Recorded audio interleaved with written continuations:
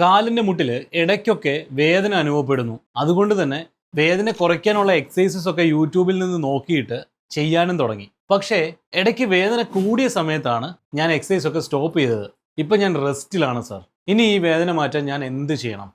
ഇതൊരു ചോദ്യമാണ്. വളരെ ഡെപ്തിൽ മനസ്സിലാക്കേണ്ട ഒരു ക്വസ്റ്റ്യൻ ആണ്. കാരണം എന്താണെന്ന് വെച്ച് കഴിഞ്ഞാൽ, ഒന്ന് ആലോചിച്ച് നോക്കുക. പെയിൻ ഉണ്ടായിരുന്നു, ആ പെയിന് വേണ്ടിയിട്ട്, ആ പെയിൻ കുറയാൻ വേണ്ടിയിട്ട് എക്സസൈസസ് ചെയ്തു.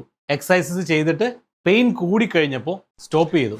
ഇങ്ങനെയാണ് നിങ്ങൾ എക്സസൈസ് ചെയ്യുന്നതെങ്കിൽ എന്ത് സംഭവിക്കുമെന്ന് വെച്ച് കഴിഞ്ഞാൽ, വളരെ മൈൽഡായിട്ട് മാനേജ് ചെയ്യേണ്ട ചില ഇഞ്ചുറീസിനെ നിങ്ങൾ മനഃപൂർവ്വം കൂട്ടും.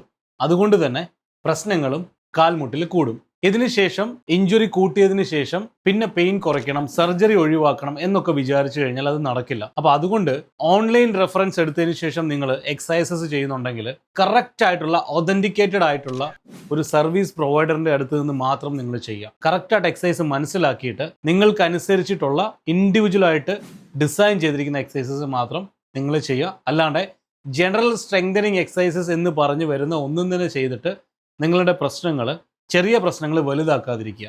എങ്കിൽ മാത്രമേ ഞങ്ങൾക്കും നിങ്ങളെ നല്ല രീതിയിൽ ഹെൽപ്പ് ചെയ്യാൻ സാധിക്കുകയുള്ളൂ. ഇത് ക്ലിയർ ആയിട്ട് നിങ്ങൾ മനസ്സിലാക്കണം. സമയപരിധി വെച്ചിട്ടും ഏജ് വെച്ചിട്ടും നിങ്ങൾ എക്സസൈസ് ചെയ്യാൻ തീരുമാനിക്കുകയാണെങ്കിൽ അത് തെറ്റാണ്. കറക്റ്റായിട്ട് നിങ്ങളുടെ കണ്ടീഷൻ അനുസരിച്ചിട്ട്, ഹെൽത്ത് കണ്ടീഷൻ അനുസരിച്ചിട്ട് മാത്രം എക്സസൈസസ് കൃത്യമായി തന്നെ ചെയ്യുക.